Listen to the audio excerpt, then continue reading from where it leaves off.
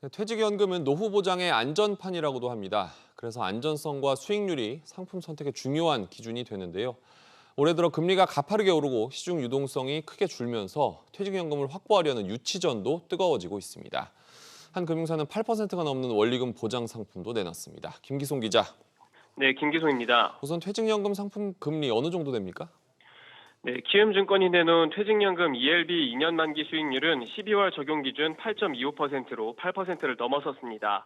SK증권의 원리금 보장 ELB 2년 만기 상품도 8%의 수익률을 내걸었는데요.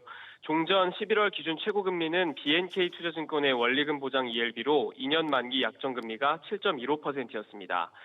ELB는 기초자산 가격 등의 변동과 연계해 미리 정해진 방법에 따라서 수익 구조가 결정되는데 퇴직연금에서는 주로 1년이 만기입니다. 80%가 올해 말 만료될 예정인 가운데 조금이라도 더 높은 금리를 찾는 대규모 자금 이동이 불가피할 것으로 보입니다. 원리금 보장 상품 금리가 이렇게 높은 배경은 어떻게 볼 수 있을까요? 네, 통상 매년 12월이면 퇴직금 시장에서의 자금 이동은 흔한 현상인데요. 하지만 올해는 금리 인상폭이 특히 높아서 그만큼 원리금 보장 상품의 확정 금리도 올라왔습니다. 지난해 말 가입했던 퇴직연금 정기예금 상품 금리가 2%대인 걸 감안하면 다른 상품으로 갈아타면 최소 5에서 6%포인트 더 이득을 볼 수 있는 겁니다.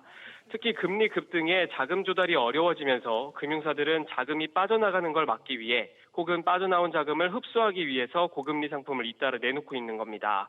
하지만 자금 유치에만 급급해서 자금 시장 전체에 악영향을 끼칠 우려가 있는데요.